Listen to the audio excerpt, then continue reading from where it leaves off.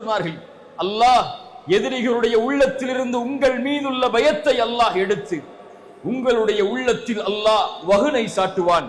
யா ரசூலல்லாஹ், வஹன் என்றால் என்ன? ரசூலுல்லாஹ் சொன்னார்கள், ஹுப்புத் துன்யா வ கராஹியத்துல் மௌத். நீங்கள் உலகத்தை நேசிக்க ஆரம்பிப்பீர்கள், மறுமையை மரணத்தை வெறுக்க ஆரம்பிப்பீர்கள். அதன் காரணமாக எதிரிகளை அல்லாஹ் உங்கள் மீது சாட்டுவான். உங்கள் மீதுள்ள பயத்தை அல்லாஹ் எதிரிகளுடைய உள்ளத்தில் இருந்து எடுத்து விடுவான் என்று ரசூலுல்லாஹ் ஸல்லல்லாஹு அலைஹி வஸல்லம் அவர்கள் சொன்னார்கள். கண்ணியத்துக்குரியவர்களே, முதல் அடிப்படை இந்த உரையின் மூலமாக நாம் புரிய வருவது, சோதனைகள் இயற்கையானவை. ஒரு சமூகத்தை எதிரிகள் தாக்குவதும், ஒரு சமூகத்தின் மீது திட்டங்கள் தீட்டப்படுவதும், ஒரு சமூகத்தின் உரிமைகள் பறிக்கப்படுவதும், ஒரு சமூகம் எதிர்க்கப்படுவதும், ஒரு சமூகம் போராட்டத்திற்காக அழைக்கப்படுவதும், இதுவெல்லாம் இயற்கை. இந்த சமூகத்தில் அல்லாஹ்வுடைய தூதர் ஸல்லல்லாஹு அலைஹி வஸல்லம் அவர்கள் சந்தித்த சோதனைகளை விடவா அல்லாஹ் நம்மை சோதிக்கிறான்? சஹாபாக்களுக்கு அல்லாஹ் கொடுத்த சோதனைகளை விடவா அல்லாஹ் நம்மை சோதிக்கிறான்?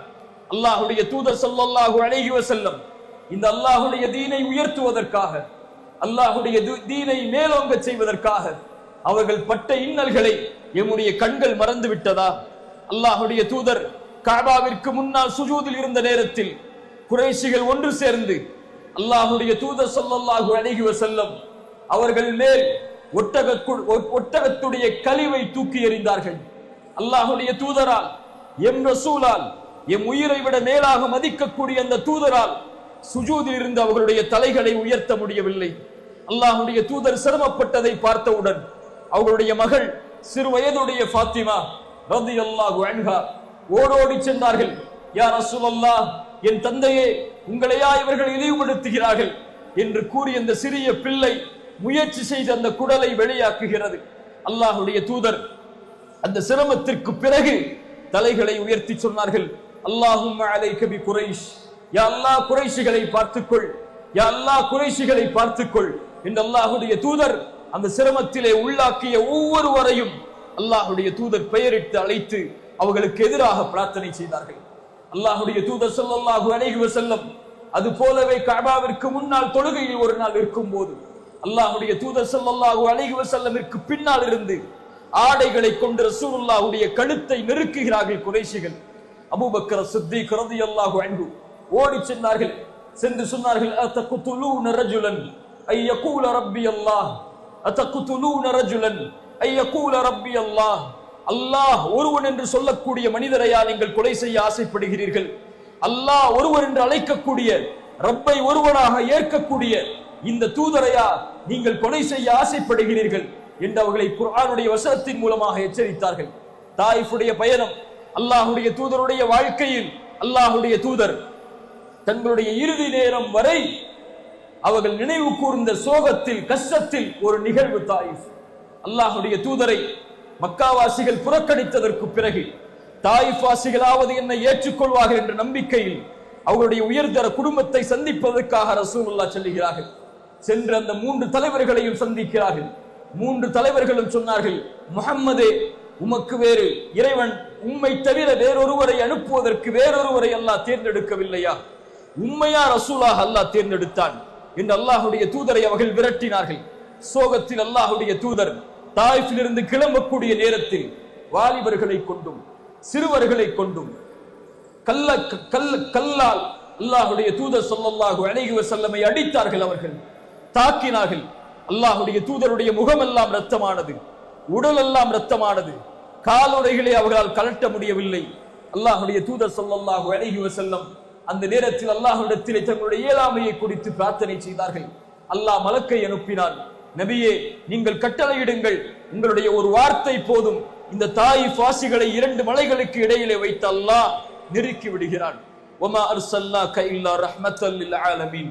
அவர்களை தவிர இந்த வார்த்தையை இந்த உலகத்திலே உச்சரிப்பதற்கு யாரும் அவர்களுக்கு முன்னாலும் இல்லை, அவர்களுக்கு பின்னாலும் பிறக்கப் போவதில்லை.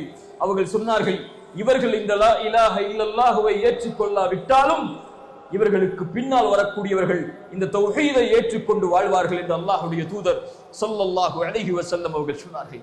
அல்லாஹ்வுடைய தூதர் ஸல்லல்லாஹு அலைஹி வஸல்லம் மக்காவில் 2 ஆண்டுகள் குறைஷிகளால் ஒதுக்கி வைக்கப்பட்டார்கள். அவர்களுடைய வயிற்றில் சப்தங்கள் கேட்கும் அளவிற்கு அவர்களோடு ஈமான் கொண்டவர்களுடைய குழந்தைகளுடைய கதறல் சத்தம் கேட்கும் அளவிற்கு, ஆட்டின் புழுக்கைகளை அவர்கள் சாப்பிடும் அளவிற்கு மக்காவிலேயே 2 ஆண்டுகள் வியாபார தொடர்பில் இருந்து, உறவின் தொடர்பில் இருந்து அல்லாஹ்வுடைய தூதர் சொந்த ஊரில் இருந்து ஒதுக்கி வைக்கப்பட்டார்கள். சொந்த ஊரில் இருந்து விரட்டடிக்கப்பட்டார்கள். குறைஷிகளால், காஃபிர்களால். சஹாபாக்களுடைய அபிசீனியாவுடைய முதல் ஹிஜ்ரத், சஹாபாக்களுடைய அபிசீனியாவுடைய 2வது ஹிஜ்ரத், சஹாபாக்களுடைய மதீனாவுடைய ஹிஜ்ரத், இதுவெல்லாம் இயற்கையாக நடந்ததா? இவற்றையெல்லாம் ரசூலுக்கு அல்லாஹ் கொடுத்த போது, இவற்றையெல்லாம் ரசூலை ஈமான் கொண்ட தோழர்களுக்கு அல்லாஹ் கொடுத்த போது, நம்மை அல்லாஹ் ரப்புல் ஆலமீன் இது போன்ற சோதனைகளில் இருந்து நீக்குவான் என்று நினைப்பது எம்மாத்திரம்? மின்ஹும் பிலால், அவர்களில் உள்ளவர்தான் பிலால். சுடுமணலில் சூடு காட்டப்பட்டார் பிலால்.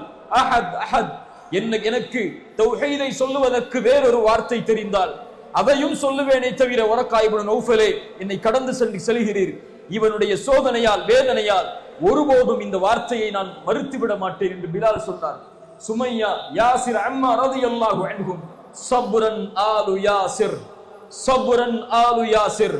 ரசூலுடைய கண்களுக்கு முன்னால் அந்த மூவரும் சோதனைக்கு உள்ளாக்கப்படுகிறார்கள், சிரமத்திற்கு உள்ளாக்கப்படுகிறார்கள். ஒரு பெண் கணவனுக்கு முன்னால், மகனுக்கு முன்னால் சோதிக்கப்படுகிறாள். அந்த சோதனையின் காரணமாக வேதனை அதிகமாகி சுமையா ரலியல்லாஹு அன்ஹா அவர்கள் தௌஹீதில் நிலையாக இருந்து அவருடைய எஜமானருக்கு மாறு செய்வதுடைய கோபத்தின் காரணமாக ஈட்டியை கொண்டு அவர்களுடைய பிறப்புறுப்பில் குத்தப்பட்டு இந்த உலகத்தில் அல்லாஹ்வுடைய தீனுக்காக ஒரு பெண் ஷஹீதானார்கள். சப்ரன் ஆலு யாசிர். அந்த குடும்பத்தார்களுக்கு ரசூலுல்லாஹ் சொன்ன செய்தி, பொறுமையை கையாளுங்கள் யாசிரின் குடும்பத்தார்களே, யாசிரின் குடும்பத்தார்களே, பொறுமையை கையாளுங்கள். நீங்கள் செல்லக்கூடிய இடம் சொர்க்கம். நீங்கள் படைக்கப்பட்டது அதற்காக, உங்களுக்கு வாக்களிக்கப்பட்டது அதற்காக. ஹப்பாப் ஓடி வருகிறார். யா ரசூலல்லாஹ், எங்களுடைய சிரமத்திற்காக அல்லாஹ்விடத்திலே துஆ செய்ய மாட்டீர்களா? நெருப்பில் படுக்க வைத்து எங்களை சோதிக்கிறார்கள் அல்லாஹ்வின் தூதரே. ஹுபைப் வந்தார்கள்.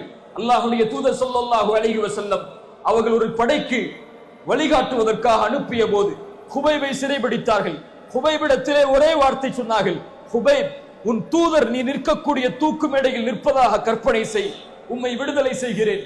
ஹுபைப் சொன்னார்கள், என் தூதர் அவருடைய வீட்டில் உட்கார்ந்து கொண்டு அவருடைய காலில் ஒரு சின்ன முள் தைப்பதை கூட என் மனம் தாங்காத போது என் தூதர் இந்த தூக்கு மேடையில் நிற்பதை கற்பனை செய்வதை விட நான் மரணிப்பது மேல், என்னை மரணமாக்கிக் கொள்ளுங்கள் என்று ஹுபைப் சொன்னார்கள். யா ரசூலல்லாஹ், யோசித்து பாருங்கள் கண்ணியத்துக்குரியவர்களே, அல்லாஹ்வுடைய தூதர் ஸல்லல்லாஹு அலைஹி வஸல்லமுடைய சமூகம் சோதிக்கப்பட்ட காட்சிகளை, அவர்களுடைய தோழர்கள் சோதிக்கப்பட்ட காட்சிகளை, வறுமையை கொண்டு, பசியை கொண்டு, நெருக்கடிகளை கொண்டு, குடும்ப இழப்புகளை கொண்டு, உறவுகளின் பிரிவை கொண்டு, வறுமையால், பசியால் ரசூலுல்லாஹ் சோதிக்கப்பட்டிருக்கிறார்கள், சஹாபாக்கள் சோதிக்கப்பட்டிருக்கிறார்கள். இதையெல்லாம், இந்த வரலாறுகளை எல்லாம் படித்து பார்த்தாலே எமது கண்களுக்கு முன்னால் வரக்கூடிய சோதனைகளை பார்க்கும் போது அல்ஹம்துலில்லாஹ், அல்லாஹ் நம்மை தயார்படுத்துகிறான். அல்லாஹ் எம்முடைய ஈமானை புதுப்பிக்க விரும்புகிறான். அல்லாஹ் எம்முடைய கலிமாவை உயர்த்த விரும்புகிறான். இந்த எதிர்ப்புகளின் மூலம், இந்த விமர்சனங்களின் மூலம், இந்த அடக்குமுறைகளின் மூலம் அல்லாஹ் எம்மை பலப்படுத்தி எம்மை சொர்க்கத்திற்காக, நரகத்திலிருந்து எம்மை பாதுகாக்கக்கூடிய, ரப்புக்கு உதவி செய்யக்கூடிய, அல்லாஹுடைய மார்க்கத்திற்கு உதவி செய்யக்கூடிய மனிதர்களாக அல்லாஹ் நம்மை உருவெடுக்க ஆசைப்படுகிறான் என்றுதான் ஒரு முஃமின் அதை நம்புவானே தவிர, சோதனைகளை கண்டு, சிரமங்களை கண்டு, எதிர்ப்புகளை கண்டு, விமர்சனங்களை கண்டு, அடக்குமுறைகளை கண்டு ஒருபோதும் ஒரு முஃமின் ஏன் அல்லாஹ் என்னை சோதிக்கிறான், அல்லாஹ் ஏன் என் சமூகத்தை இவ்வளவு சிரமத்திலே ஆளாக்குகிறான், ஏன் அல்லாஹ் இதை பார்த்தும் அல்லாஹ் இதை கண்டுகொள்ளாமல் இருக்கிறான் என்ற வார்த்தைகளை ஒருபோதும் ஒரு முஃமின் உச்சரிக்க மாட்டான். அவர்கள் எல்லோருக்கும் தான் அல்லாஹ் குர்ஆனிலே ஒரே வசனத்தின் மூலமாக பதில் சொல்கிறான். வலா தஹ்ஸபன்னல்லாஹ காஃபிலன் அம்மா யஅமலுல் ஸாலிமூன். அநீதம் செய்யக்கூடியவர்களுடைய அநீதத்தை அல்லாஹ் பார்த்து கொண்டிருக்கிறான், கண்காணித்துக் கொண்டிருக்கிறான். வெறும் அல்லாஹ் பார்த்தும் கண்டுகொள்ளாமல் இருக்கிறான் என்று ஒருபோதும் எண்ணிக்கொள்ளாதீர்கள். கண்கள் பிதுங்கக்கூடிய நாள் வரை அல்லாஹ் அவகாசத்தை கொடுத்திருக்கிறான். அல்லாஹ் அவகாசத்தை கொடுத்திருக்கிறான்.